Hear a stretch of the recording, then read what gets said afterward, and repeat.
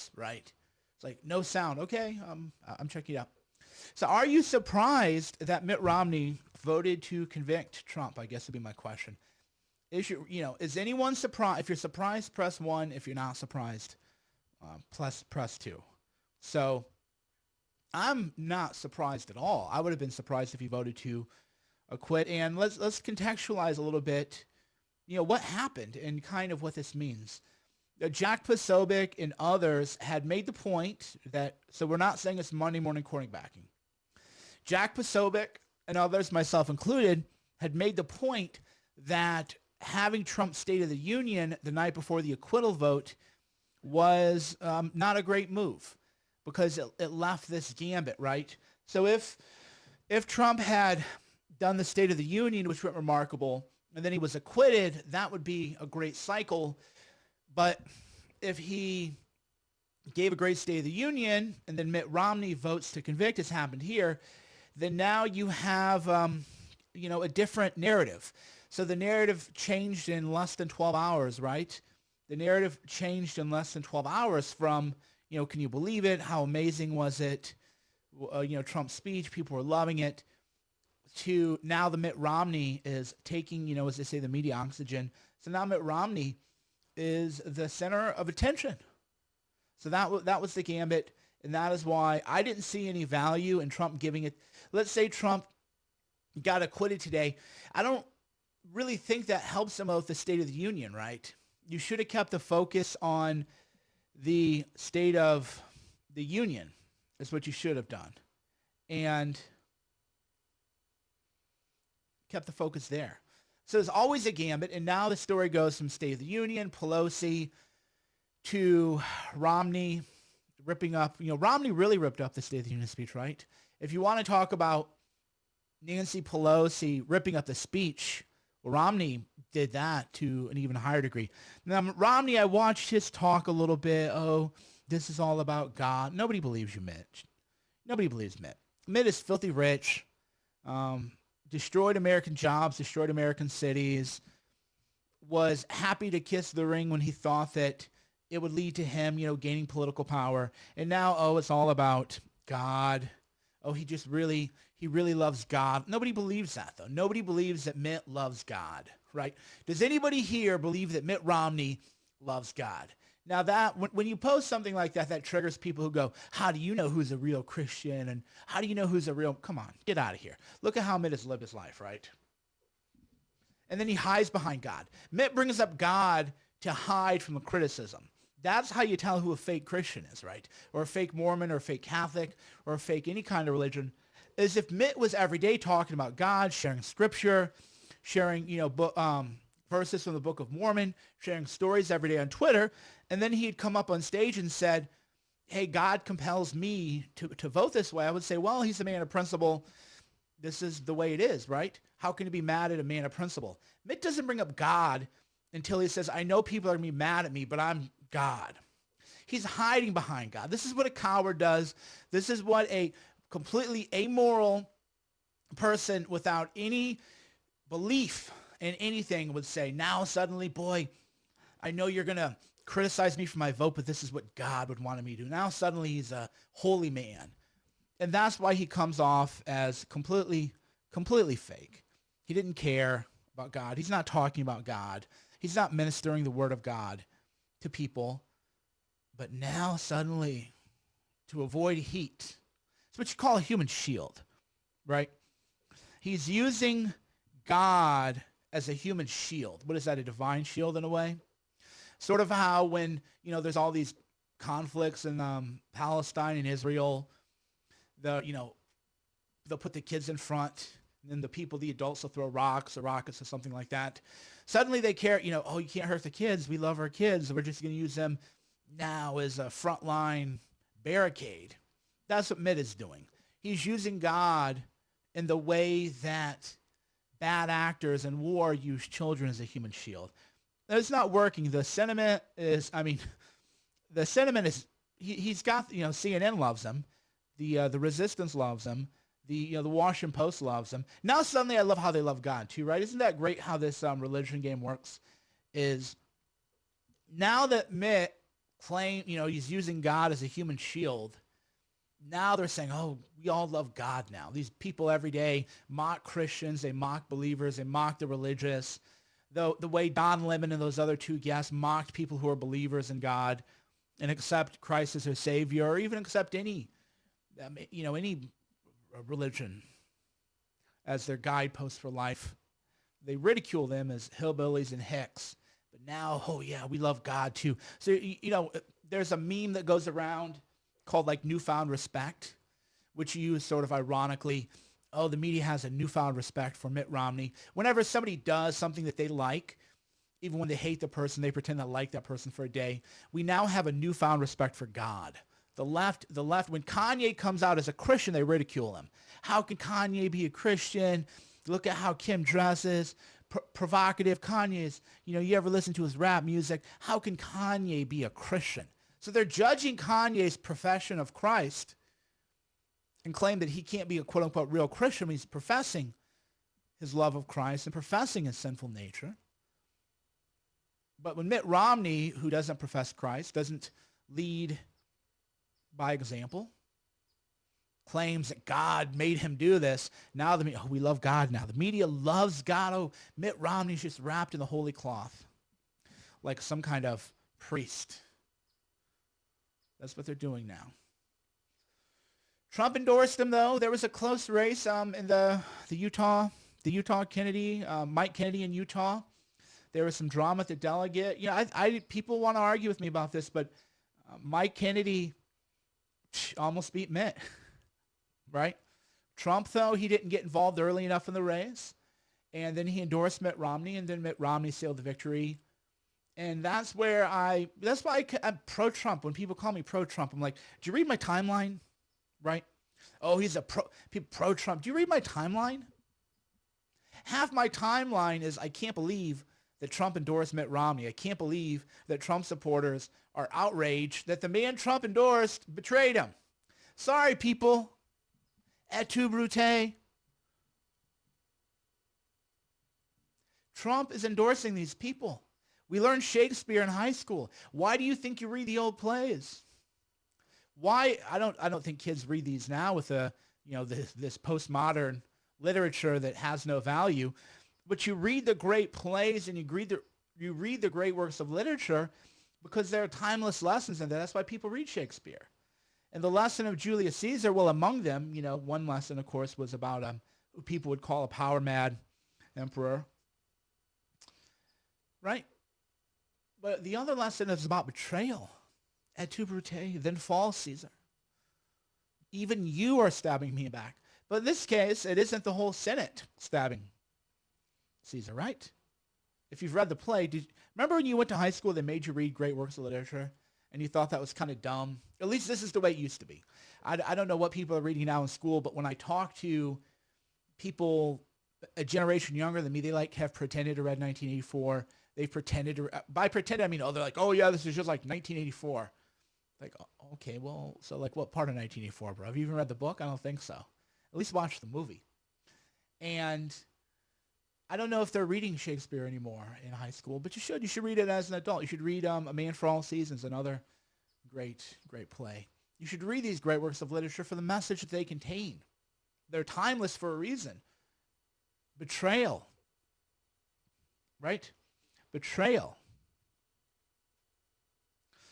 You can't be surprised when Mitt Romney betrayed you. That's his character. That's who he is. He's not a man of principle. Right? He's not a man of principle in any way. Paul Ryan, right? Mitt Romney, Paul Ryan. It's funny to see all these things come full circle. Mitt Romney, Paul Ryan, win. Paul Ryan run, lose. Paul Ryan, Speaker of the House, blocks Trump on every kind of measure that Trump promised and ran on. Focus on issues that the GOP donor class cares about. Trump doesn't repeal DACA. People forget all this stuff, right? My favorite thing, I got into it with a lot of my quote-unquote followers yesterday, was, Daryl Icke is running for Duncan Hunter's seat. And I started sharing articles like, hey, Darrell Issa, when he was in Congress, supported the appointment of Mueller. And people go, oh, but he supports Trump today. Do you understand how moronic you are when you say something like that? Do you understand what a moron that makes you? Okay, so when Darrell Issa is in Congress and has power, he tries to get Mueller appointed to harm Trump. But now that Trump gets through the crisis, oh yeah, I love Trump, pro-Trump, and everything. And you're saying, well, I mean, let's just pretend that when he actually had power, he didn't use his power to try to harm Trump. This is what I mean by just the morons in politics and why they keep getting played. That really is the kind of the rube aspect to a lot of politics. A rube is someone they just keep getting played over and over and over again.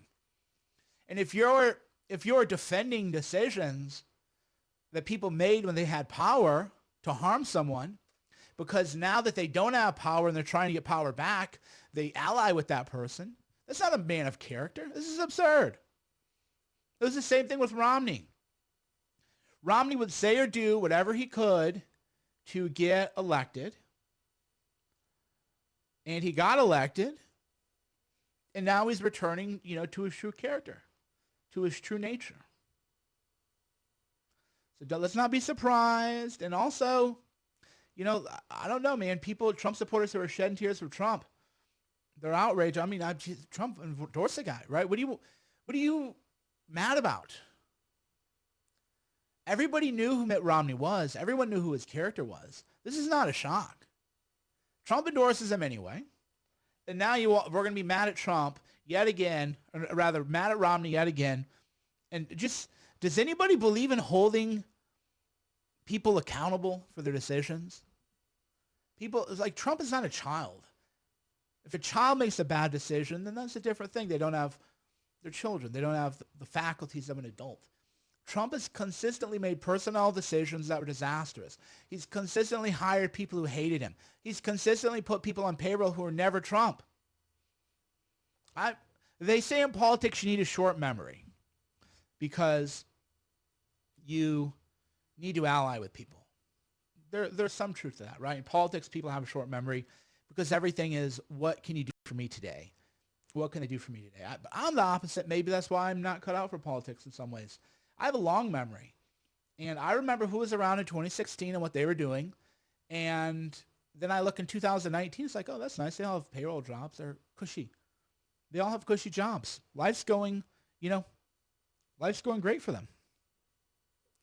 And that's not sour grapes because my life is going great too. I never applied for an administration job. I never tried to get in the administration. So this isn't me, oh, I'm so sad for myself. It's me objectively looking at what was happening and who was there, and then watching Trump supporters be triggered that the people who opposed Trump when he needed support oppose him again. The lesson there is, of course, a lesson in life, right? The life lesson is when people treat you a certain way, you don't let those people back into your life. I've noticed that most people don't have what I consider good personal relationship hygiene. By that, I don't mean showering and whatnot, which you should shower, keep your nails clipped. A lot of times I'll see people with nails. The first thing I do is always, first of all, I look see if you have a nail that goes beyond this front part of your fingertip, I guess you call it. And then I always look under the fingernail, right? Because if there's any kind of dirt under there, that means there's bacteria. Bacteria you can't see, dirt you can. So that tells me that person isn't washing their hands and making sure that they're taking the alcohol, sanitizing gel, and you always put it under your fingernails, right? That's one form of personal hygiene. But what I mean by relationship hygiene is boundaries. People treat you a certain way. You know what you do with those people. You don't let them back in your life. Oh, they changed. People don't change. Change is hard. So this is what you learn in mindset. It isn't that people don't change is a good rule of life to live on in terms of how you deal with others. There's more to it, which is that the default is people don't change. Change is possible. Change is hard and requires deep work. You understand what I'm saying? The default is people don't change. A leopard does not change its spots. You read the Aesop fables, read these old stories. Rather than, read Twitter all the time, which I'm glad you read mine, read the old fables and find the messages. A leopard doesn't change its spots. So it is true that as the default, people don't change. It's also true that change is possible. However, change is hard and requires deep work. And in your own relationships, you let people come back. What deep work have they done? Have they gone to seminars? Have they done ayahuasca or some kind of plant medicine? Have they had a profound experience? What would they change? No, they are. Character is destiny. People are who they are. Their character is their destiny. You can change your character. You can improve your character. You can become a better person. In many ways, it requires a lot of work, though. And if a person hasn't put in that work, then you have to keep them out of your life. That's relationship hygiene. That's your emotional hygiene. And your emotional hygiene is as important or more important than your physical hygiene. Just like you wash your hands, you have to wash. Remember, I wash my hands of this man's blood? Metaphorical thinking. There's so many rich metaphors in the great stories and the great religious books. Pontius Pilate, when he was ordered to crucify Jesus Christ, he said, I wash my hands of this man's blood. That is a metaphor, emotional hygiene, spiritual hygiene. He's saying, I don't want the karma of this decision. The karma of this decision belongs to someone else. It's a hygiene, a spiritual hygiene. Now, whether that was effective spiritual hygiene, that's a different issue. This is where people go, oh, well, technically you can't just do that. That's what I found when people, they don't understand. They're not contemplative. They're not thoughtful people. They want to just rush and argue and say, well, you can't just wash your hands of another person's blood. I'm telling you, this is the metaphorical thinking. And that when you read the great stories and history, you see that there is a sense of emotional hygiene, spiritual hygiene. That washing your hands is a physical act that you do to keep your cuticles clean, your nails clean, to keep germs off your hands because your mouth comes in contact with your eyes and other parts and then engages most widely with the world. And then when you read stories about Pontius Pilate washing his hands of the blood that were on them, there's also Hamlet, right? Out damn spot. Do you see the connections between the Bible, Shakespeare, the metaphorical thinking, out damn spot out? By the way, just think, how many people can you watch and they'll just mention Shakespearean plays within the context of domestic politics, within the context of your own life, your own emotional hygiene, and just bring it all together. That's why when I do Periscopes, I have to enjoy the subject matter. I haven't enjoyed impeachment because it was boring. The American public agreed with me. The Nielsen ratings on impeachment were terrible. I didn't feel like, why do I want to talk about the impeachment? Because I don't feel the need to defend Trump's phone call all day. That's not fun for me.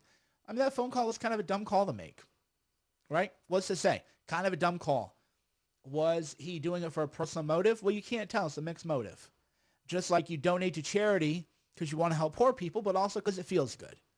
Do you look at the motive that it feels good or the ultimate act of making lives better or easier for others? Oh, Biden his son was getting money he didn't deserve, which everybody agrees. Biden ordered a prosecutor to be fired. Okay. So we have an interest in finding out whether or not a vice president abuses power.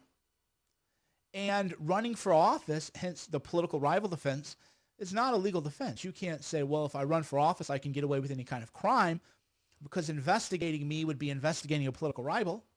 There you go. That's impeachment. It falls into the category of it was a mixed motive by Trump. You can't ascertain the truth as to what he was thinking at the time. And there was sufficient evidence establishing an inference that there was perhaps corruption with the Biden family and under Obama. Okay. So no impeachment. But do I want to talk about that for 10 hours a day, every day? No. Do people kind of understand that even if they can't articulate the way that I can, people understood that that was what impeachment was always about. Hence why people weren't tuning in, watching the impeachment proceedings. Whereas with the Iowa caucuses, people are glued to their screens, right? Whereas with the State of the Union, people were amped. Twitter was fire, as they say. Anyhow, the lesson here, when a person shows you who they are, remember that. Thanks for watching. Mike Cernovich, cernovich.com, CERNOVICH.com. A lot of you don't even know I have a website, and I post that regularly. I call it an admixture of mindset and media, because I write about, for example, when I wrote about the State of the Union address, I don't just say, yeah, Pelosi dunked on Trump. I actually explain the principles of persuasion, the principles of mindset within the context of political events. That's why I'm able to see things others can't see this way, but I'm able to understand the world in a way others can't, and why I'm able to articulate this vision of the world that others don't have. It isn't magic. You're just applying the principles of life. So if you're not already, go to cernovich.com, a bunch of archives, book reviews, podcasts, everything from, again, recently I did a couple podcasts on ayahuasca, wrote an article about fear and how you can learn to face up to your fear. I wrote an article about Pelosi and the State of the Union, mixture of stuff. Break news about the Bernie polls. I had the biggest story about a spiked poll showing Bernie was ahead. So even if you don't like politics, you'll love it. And if you love politics, great, but love your own life.